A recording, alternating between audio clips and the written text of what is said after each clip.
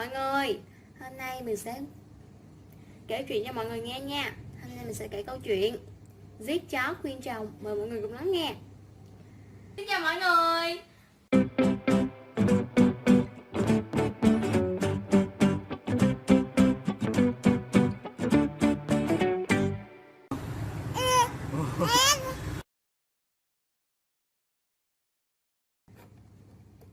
Xưa có hai anh em nhà kia ở cùng một làng. Người anh giàu có sung túc, còn người em thì nghèo khổ vất vả. Bố mẹ đều đã mất, thế nhưng người anh đã chẳng nói hoài gì đến em thì chớ, lại còn tỏ vẻ khinh thường ra mặt. Nhà đông khách, chú ra ăn với đám người làm cho tiện. Em đến nhà thì anh dở giọng kể cả hát việt. Nhà có dỗ thì chỉ xếp em ngồi ở chiếu dưới cùng với người làm kẻ ở.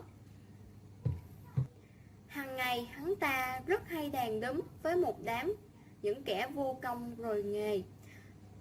Lúc thì bài bạc thâu đêm, khi lại uống rượu chè suốt sáng. Đối với bạn bè thường xuyên bù khú ấy, hắn sẵn sàng vung tay quá trán, trò vay mượn không nề hà. Có việc gì quan bác cứ sai bảo, các chú đến chơi với anh cứ thoải mái đi. Đại ca, em xin theo đại ca suốt đời. Đại ca là số 1. Trong khi với chính em trai ruột thì lại hết sức keo kiệt. Người em trai tuy vậy cũng lặng lặng chịu đựng, tịnh, không có gì phàn nàn và hỗn hào với anh. Vâng, cứ tùy anh quyết định. Vợ anh thấy chồng cư xử như vậy thì bất bình lắm. Chị ta nói, sao mình chỉ xởi lởi với người dân mà hắt hủi ruột thịt thế? Những cái hạng người như dường ấy, mình không nghe thiên hạ người ta vẫn nói, khi vui thì vỗ tay ra vào, đến khi hoạn nạn thì nào thấy ai ư? Người chồng nghe vợ nói thế thì tỏ ra bực mình, sẵn giọng, đã dốt nát mà còn nói chữ. Các cụ đã trả dạy, giàu vì bạn, sang vì vợ, rồi lại còn người dân có ngãi thì đãi người dân, anh em vô ngãi thì đừng có anh em, đó sao? Còn thằng chú nó thì đời cua máy, đời cấy đào. Nó giỏi thì nó hưởng, nó dốt thì nó chịu. Nói bằng với bạn bè tôi được sao được? Người vợ nghe chồng lớn tiếng thì thở dài, mà nhịn đi cho em nhà cửa. Tuy nhiên chị vẫn rắp tâm nghĩ cách để cho chồng hồi tâm chuyển ý. Một hôm người chồng đi vắng, chị vợ ở nhà đánh chết một con chó rõ to. Bà lấy chiếu cột lại thật chặt rồi để ở xó vườn. Sẩm tối anh chồng đi đánh chén về, chị vợ làm ra vẻ sợ hãi, bấu tay chồng nói rằng, buổi trưa có một thằng bé ăn xin, tôi chưa kịp cho thì nó đã giỡn giọng chửi bới. Tôi tức mình phàn cho nó một đòn gánh, ai ngờ trúng vào chỗ phạm, nó lăn ra chết. Tôi sợ quá mới bó chiếu để ở góc vườn kia. Bây giờ mình hãy nhờ ai đó mang đi chôn ngay, không được để làng xóm hay biết. Anh chồng nghe nói thế sợ rợn tóc gáy. Tính cá rượu, anh ta tính toán một hồi rồi chạy ngay đi tìm mấy ông bạn chí cốt để nhờ vả. Ai dè, vừa nhắc đến chuyện chôn xác chết, ông bạn nào cũng giãy nảy, tìm cớ thái thoát. Đi 5 lần 7 lượt hết sạch các ông bạn thân thiết, mà vẫn không được việc. Anh ta đành tiêu nghỉu trở về nhà. Em đang đâu răng, không cúng tức được, mong quan bác thông cảm. Chị vợ thấy vậy bèn nói, thế mình sang nhờ chú nó xem sao.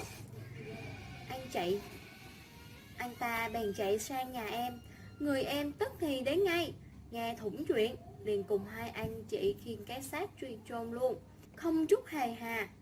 Nhanh lên anh, không thì rách việc đấy. Xong việc còn dặn dò anh chị cẩn thận rồi mới về. Khi em trai về rồi, người vợ mới bảo, đấy, thấy chưa, tôi nói có sai bao giờ. Mình từ rầy thì đừng có mà giao du với những người bạn bè kia nữa nhé. Người ta nói có bao giờ sai đâu. Thật là bạn bè mấy kẻ đá vàng, hồng khi mưa nắng, nhỡ nhàng cậy nhau. Tôi bảo thật, không hôm nay mà không có chú nó thì nhà mình khốn to rồi. Anh chồng nghe vợ nói vậy có vẻ hối hận lắm, bụng bảo dạ từ nay sẽ rút kinh nghiệm.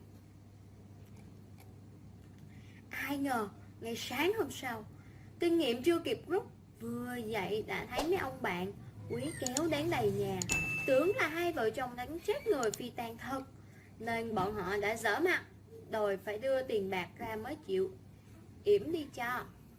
Ông chồng hoảng hốt toàn đưa bạc ra thật, nhưng chị vợ đã một mực không nghe, lại còn thách họ muốn làm gì thì làm.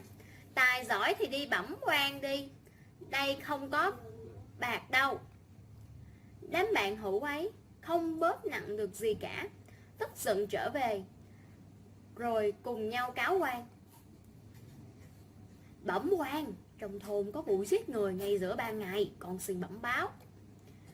Nay giải vợ chồng lên công đường để điều tra vụ án. Quan phủ tức khắc cho trát bắt hai vợ chồng. Khi lính tới đọc lệnh bắt, người chồng mặt cắt không còn một hột máu, trong khi vợ vẫn điềm nhiên như không.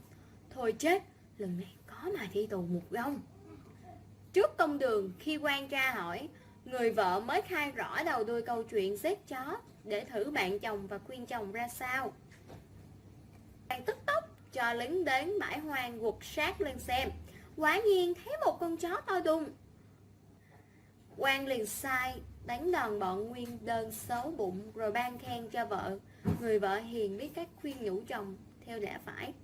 Từ đó người chồng cạch hẳn mặt những ông bạn quý khi trước và quan tâm đến em, lo lắng cho em thật lòng. Vậy là hết chuyện giết chó khuyên chồng rồi. Cảm ơn các bạn đã lắng nghe. Và các bạn ơi, đừng quên đăng ký kênh